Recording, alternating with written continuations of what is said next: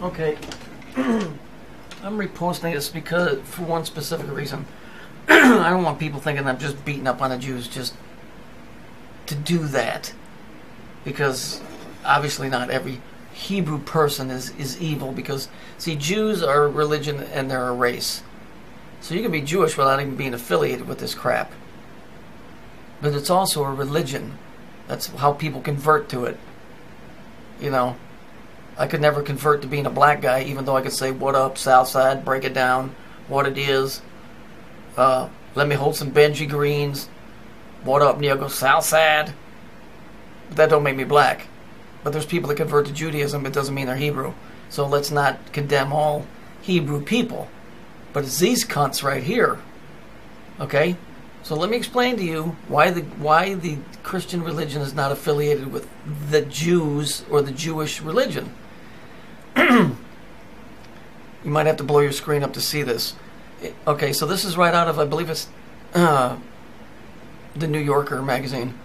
Isn't the Jewish God of the Old Testament, isn't this why we refer to the popular belief in Christ as a Judeo-Christian religion? Rabbi Ben Zion Buchzer wrote in Judaism, Christianity Predicament, New York, in 1967. This is not an uncommon impression. In other words, most people believe that the Jews and the Christians are connected. And one finds that sometimes among the Jews as well as Christians, that Judaism is a religion of the Hebrew Bible. It is, of course, a fallacious, okay, I can't pronounce it, impression. In other words, it's fake. Judaism is not the religion of the Bible. Rabbi Moshe M. Magal wrote, "You will notice the great difference between the Jewish and Christian religions, but these are not all. We consider the two religions so different that one excludes the other." So in other words, they're so fucking far apart, they don't have anything to do with each other. We emphasize that there is no such thing as a Judeo-Christian religion. Now this is the rabbi saying this. There is not any similarity between the two concepts. Okay, that was written on the President of the National Jewish Information Service letter, the 21st of August, 1961. So, what is the nature of the Jewish God? It is not the God of the Hebrew Bible, as we have just seen by their own admission. They have no need of the concept of God, as they have killed off God, meaning the Christian God, a long time ago, as James Yaffe comments.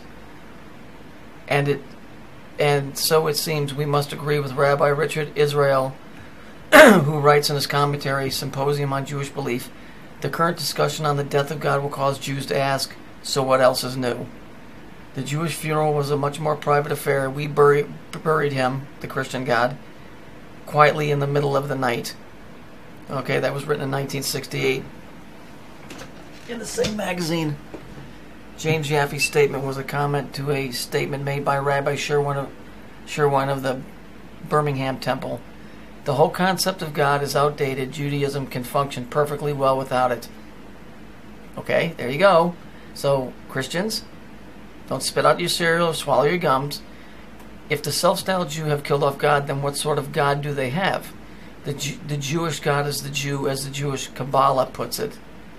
The Jew is the living God. Remember I told you these guys think they're gods? Like Kim Kardashian? They're a God incarnate. He or she is the heavenly man, i.e. woman.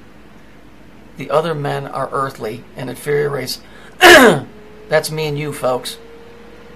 They exist only to serve the Jews, which we do with our stupidity, with Hollywood and the music. They are the cattle seed. In the following quote, we begin to understand the Jewish idea of their God a little better as it applies more directly today. The Jewish people as a whole will be its own Messiah. It will attain world domination by dissolution of other races, which is happening right now, by the abolition of frontiers and the annihilation of monarchy, and by the establishment of a world republic in which the Jews will everywhere exercise the privilege of citizenship in this new world order. The children of Israel will furnish all the leaders without encountering opposition.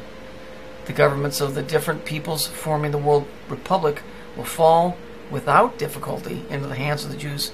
It will then be possible for the Jewish rulers to abolish private property and everywhere to make use of the resources of the state. Thus the promise of the Talmud will be fulfilled, in which it is said that the Messianic time is come.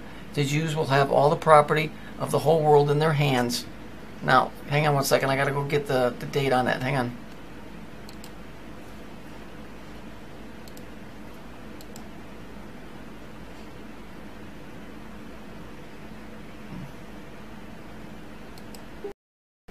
So let me just post the rest of that here so you can see the date on it. Right here. So that really belongs down here. I don't think I could squeeze it in. But here's the date that was written. You can go look this up yourself. Okay, June 1st, 1928. That was just at the beginning of the first depression. So you can clearly see the Jews have nothing to do with the Christians. Okay? And right now I gotta do, well, whatever. I'm not gonna say anything about that. Anyway, so this is for a few specific people on my page that are Christians, just so that they understand there is no connection between the Jewish God and the Christian. In their own words, they buried him in the middle of the night. I don't agree with it. That's what they said. Jesus Christ came and abolished all this silly shit because Kabbalah is nothing new. Period. So here, take a picture. It'll last longer. Okay? Let this be a lesson to all you guys out there that think that the Jews have your best interest at heart. They don't even believe in the same God. They are God in their own minds.